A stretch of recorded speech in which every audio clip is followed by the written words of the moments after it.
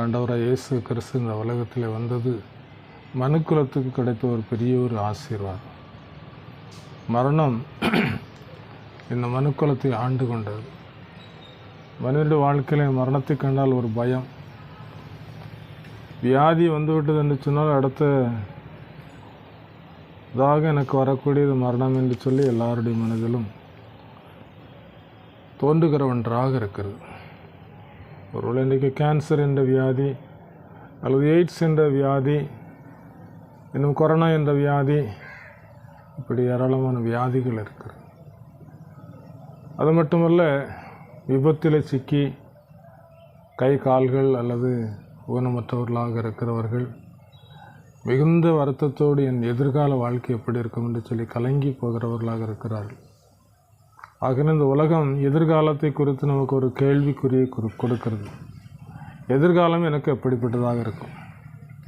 மரணத்தை ஜெயிப்பதற்கு என்ன செய்ய வேண்டும்?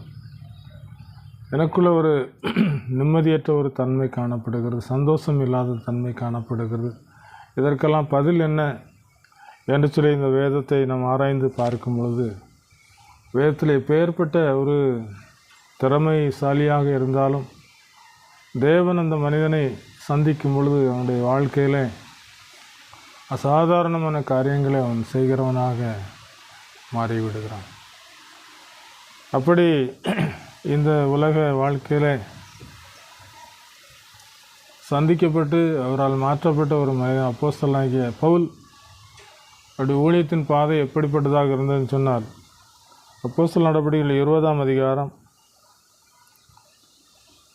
20ஆம் வசனத்தில் அவர் சொல்லுகிறார், பிரயோஜனமானவைகளில் ஒன்றையும் நான் உங்களுக்கு மறைத்து வைக்காமல் வெளியரங்கமாக வீடுகள் தோறும் உங்களுக்கு பிரசங்கித்து உபதேசம் பண்ணி தேவனிடத்திற்கு மனம் திரும்புவதை குறித்தும் நம்முடைய கர்த்தராகிய இயேசு கிறிஸ்துவை விசுவாசிப்பதை குறித்தும் நான் யூதருக்கும் கிரேக்கருக்கும் சாட்சியாக அறிவித்தேன். பிரயோஜனமானதை அவர் ஊழியத்திலே செய்ததை காண முடிகிறது. இதுக்கு தேவனுடைய மகிமையுள்ள வார்த்தைகள் இந்த வேத புஸ்தகத்தில் நமக்கு கொடுக்கப்பட்டிருக்கிறது.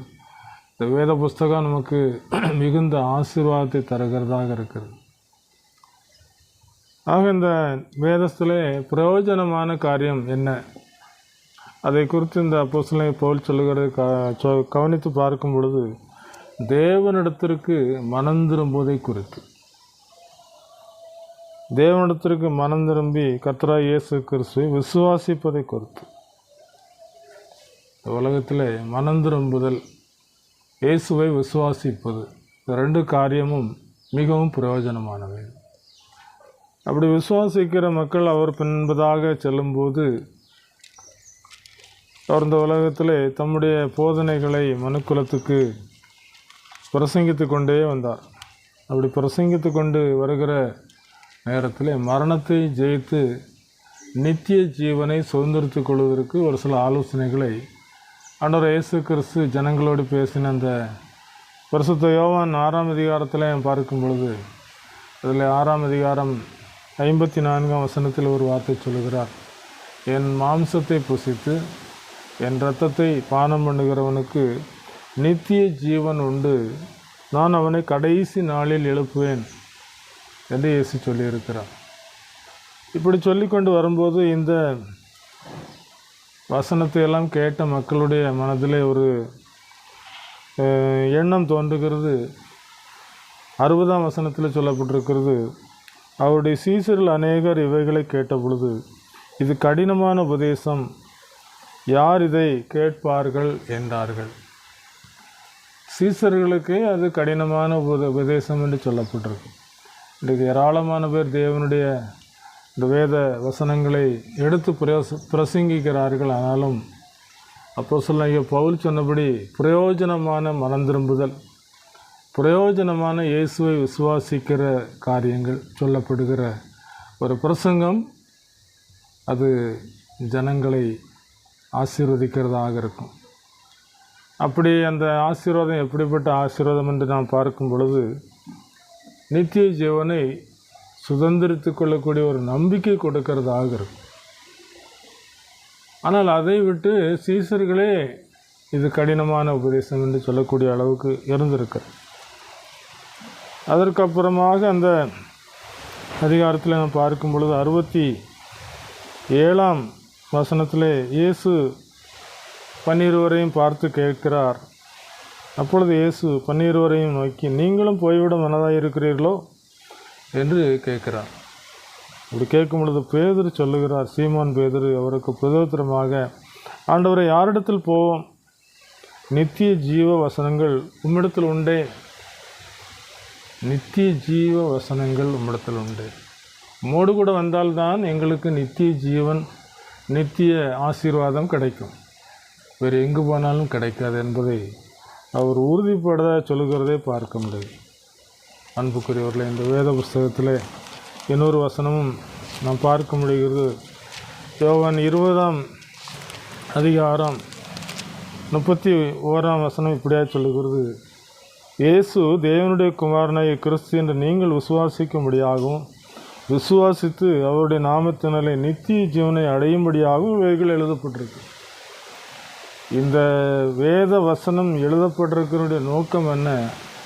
இயேசு வாழ்ந்த காலத்திலே இன்றைக்கு இருக்கிற அளவுக்கு எழுத்தறிவோ அல்லது எழுதி வைப்பதற்குரிய புஸ்தகத்தை உண்டு பண்ணுகிற காரியங்களோ அதிகமாக இருந்திருக்காது. தோல் சுருளிலே எழுதி வைத்து காக்கப்பட்டு பிற்பாடு ஒவ்வொரு தலைமுறைக்கும் அது கடத்தப்பட்டு இன்றைக்கு ஒரு முழுமையான ஒரு பரிசுத்த வார்த்தையாக கொடுக்கப்பட்டிருக்கிற நோக்கம் என்ன? இயேசு தேவனுடைய குமாரன், என் குமாரனாய் கிறிஸ்து என்று நீங்கள் விசுவாசித்து அவருடைய நாமத்தினாலே நித்திய ஜீவனை அடைவதற்கு என்று இந்த வேத புஸ்தகம் எழுதப்பட்டிருக்கிறது என்று சொல்லி தெளிவாக சொல்லப்பட்டிருக்கு. அப்படி என்று சொன்னால் நித்திய ஜீவன் என்றால் என்ன என்று சொல்லி நாம் பார்க்கும்பொழுது, இந்த உலக வாழ்க்கையில் உலகத்தை குறித்து நாம் அறிந்து கொண்டிருக்கும்போது, உலக ஞானம், உலக காரியங்கள் எல்லாம் தெளிவாக சொல்லப்படும்போது, அரசியல்வாதிகளோ அல்லது மற்றவர்களோ மிகுந்த ஒரு திறமையாக பேசக்கூடியவர்களாக, திறமையாக நடக்கக்கூடியவர்களாக, மேன்மையான ஒரு மக்கள் என்று எண்ணப்படுகிறவர்களாக காணப்படும். அதே போல் இந்த இயேசு கிறிஸ்து சொன்ன ஒரு காரியத்தை நாம் பெற்றுக்கொள்வதற்கு, நித்திய ஜீவனை பெற்றுக்கொள்வதற்கு என்ன செய்ய வேண்டும் என்று வேதம் சொல்கிறது சொன்னால், யோவான் 17ஆம் அதிகாரம் 3ஆம் வசனத்தில் சொல்லப்பட்டிருக்கிறது, ஒன்றான மெய்த்தேவனாகி உம்மையும் நீர் அனுப்பியவராக இயேசு கிறிஸ்துவையும் அறிவதே நித்திய ஜீவன். இந்த நித்திய ஜீவன் என்றால் என்ன என்று சொல்லப்பட்டிருக்கிறது? ஒன்றான மெய்த்தேவனாகி உம்மை, தெய்வத்தை அறிந்து கொள்வது. தெய்வம் யார்? அவரிடத்திலிருந்து புறப்பட்டு வந்த மனுஷன் இயேசு கிறிஸ்து நம் மனிதர்களை ரட்சிப்பதற்காக மனிதனாக வந்த தெய்வ குமாரன் யார் என்று அறிந்து கொள்வதுதான் நித்திய ஜீவன். யாரெல்லாம் இயேசுவை அறிந்து கொள்ளுகிறார்களோ, விசுவாசிக்கிறார்களோ, அவர்களுக்கு நித்திய ஜீவன் கொடுக்கப்படுகிறது. இன்னொரு வசனத்தை நாம் பார்க்கும்பொழுது அதில் சொல்லப்பட்டிருக்கிறது, யோவான் 5ஆம் அதிகாரம் 39ஆம் வசனத்தில் சொல்லப்பட்டிருக்கிறது, வேத வாக்கியங்களை ஆராய்ந்து பாருங்கள், அவைகளால் உங்களுக்கு நித்திய ஜீவன் உண்டென்று எண்ணுகிறீர்களே, என்னை குறித்து சாட்சி கொடுக்கிறவைகளும் அவைகள். இந்த வேத வாக்கியத்தை ஆராய்ந்து பார்க்கும் பொழுது ஒவ்வொரு மனிதனுடைய மனதிலும், நான் இந்த நித்திய ஜீவனை பெற்றுக்கொள்வேனா, இந்த நித்திய ஜீவனுக்குள் நான் பிரவேசிப்பேனா என்ற எண்ணங்கள் ஒவ்வொரு சூழ்நிலைகளில் தோன்றுவதை நாம் பார்க்க முடியும். நம் தேவ வசனத்தை வாசித்து அதை குறித்து சிந்திக்கும் பொழுது கண்ணாடியிலே நம்முடைய முகத்தை பார்த்து சரி செய்வது போல நம்முடைய ஆத்மா, நம்மிடத்தில் உள்ளான மனிதன் சொல்லப்பட்டிருக்க அந்த ஆத்மாவிலே ஒரு பரிசுத்தம், தேவன் விரும்புகிற அந்த ரட்சிப்பு, அந்த மனம் திரும்புதல் எல்லாம் இருக்கிறதுன்னு சொல்லி பரிசோதித்து பார்க்கக்கூடிய ஒரு எண்ணங்களை தோற்றுவிக்கிறது. அப்படிப்பட்ட எண்ணங்கள் வரும்பொழுது நான் நித்திய ஜீவனுக்கு உரியவனாக இருக்கிறேனா? வேத வாக்கியங்களை ஆராய்ந்து பார்க்கும் பொழுது அதில் நித்திய ஜீவனை குறித்து சொல்லப்பட்டிருக்கு. இன்னொரு வசனத்தை நாம் பார்க்கும் பொழுது லூக்கா எழுதின சுவிசேஷம் 10ஆம் அதிகாரம் 25ஆம் வசனத்திலே, அப்பொழுது நியாயஸ்திரி சாஸ்திரி ஒருவன் எழுந்திருந்து அவரை சோதிக்கும்படி, போதகரை, நித்திய ஜீவனை சுதந்திரிக்கும்படி நான் என்ன செய்ய வேண்டும் என்று கேட்டான். அவன் சோதிக்கும்படி கேட்டிருக்கிறான். அவனுடைய மனதுக்குள்ளே அந்த வார்த்தை எப்படி வருகிறதுன்னு சொன்னால், மனதின் எண்ணங்கள் அநேகமாக இருக்கும், ஆனால் நாவிலிருந்து புறப்படுகிற வார்த்தை தேவனுடைய சித்தத்தின்படி புறப்படுகிறது தான் தேவனுடைய வார்த்தையாக இருக்கிறது. இருதயத்தில் எத்தனையோ எண்ணங்கள் இருந்தாலும் அந்த இயேசு கிறிஸ்துவுக்கு முன்பதாக வரும்போது நித்திய ஜீவனை சுதந்திரிக்கொள்ள என்ன செய்ய வேண்டும் என்று சொல்லி கேட்குறான். அவனுடைய கேள்வி மிக மிக ஒரு அருமையான ஒரு கேள்வி. நான் நித்திய ஜீவனை சுதந்திரித்துக்கொள்ள என்ன செய்ய வேண்டும் என்று சொல்லி ஒரு கேட்கிற ஒரு கேள்வி. அதற்காக தான் இந்த வேத புஸ்தகங்கள் எழுதப்பட்டிருக்கிறது, கற்பனைகள் கொடுக்கப்பட்டிருக்கிறது.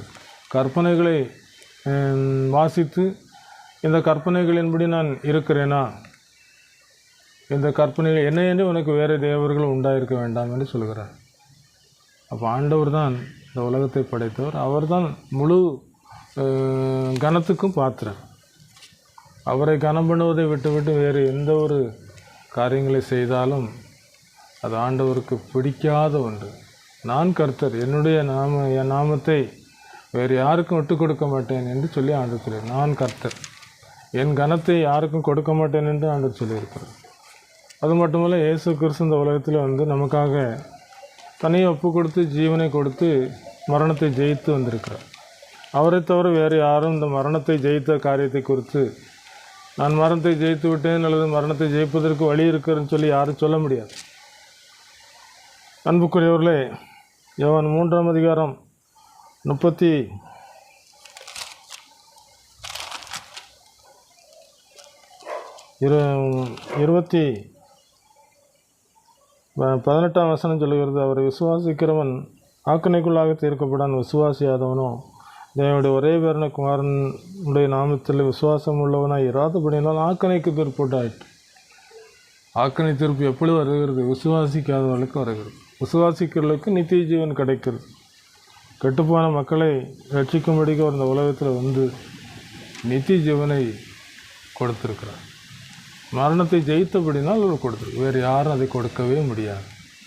ஆகினாலே அவரை அறிந்து கொள்வது நித்திய ஜீவன்.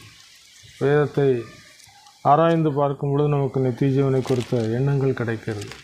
என் மாம்சத்தை புசித்து என் இரத்தத்தை பானம் பண்ண நித்திய ஜீவன் என்று சொல்லியிருக்கிறாரே, அவருடைய மாம்சத்தை புசித்து அவருடைய இரத்தத்தை பானம் பண்ணும். இன்னொரு வசனம் சொல்லுகிறது, ரோமர் 2ஆம் அதிகாரம் 7ஆம் வசனம் சொல்லுகிறது, சோர்ந்து போகாமல் நற்கிரியைகளை செய்து மகிமையையும் கனத்தையும் அழியாமையும் தேடுகிறவர்களுக்கு நித்திய ஜீவன் அளிப்பார். கர்த்தவசனம் சொல்கிறது, சண்டைக்காரராக இருந்து சத்தியத்துக்கு கீழ்ப்படியாமல் அநியாயத்திற்கு கீழ்ப்படியிருக்கோ உக்கிர கோபக்கனே வரும் என்று சொல்லுது. இன்றைக்கு திருச்சபையாக இருக்கட்டும் அல்லது பிரஜாதி மக்களாக இருக்கட்டும், நற்கிரியைகளை செய்வது தேவனுக்கு பிரியமான ஒன்று. அழியாமையும் கனத்தையும் தேடுகிறது நமக்கு நல்ல ஒரு பண்பான ஒரு தேடுதல். நித்திய ஜீவன் வேண்டும், மரணத்தை ஜெயித்து வாழ வேண்டும் என்ற ஒரு எண்ணத்தை உடையவர். இன்னொன்று, சண்டைக்காரராக இருந்து சத்தியத்துக்கு கீழ்ப்படியாமல் அநியாயத்துக்கு கீழ்ப்படியவர்களுக்கோ உக்கிர கோபாக்கணும். ஏன் சண்டை போடுறாங்க இந்த உலகத்தில்?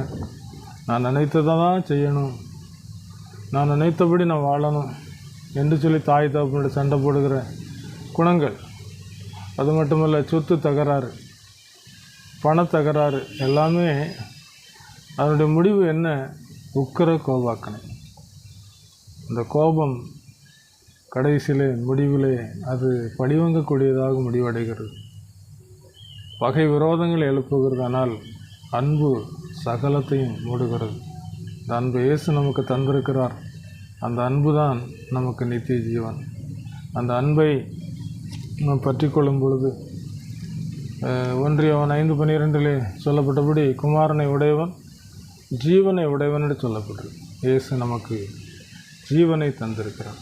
அப்போ நித்திய ஜீவனுக்குள்ளே பிரவேசிப்பேனா என்று நமக்குள்ளே ஒரு கேள்வி எழும்பும்போது, இயேசுவை தஞ்சமாக கொண்டிருக்கும் போது நம் நித்திய ஜீவனுக்கு பங்காளிகளாக மாற்றப்படுகிறோம் என்பதிலே விசுவாசத்தின் மூலமாக அது உறுதிப்படுத்தப்படுகிறது.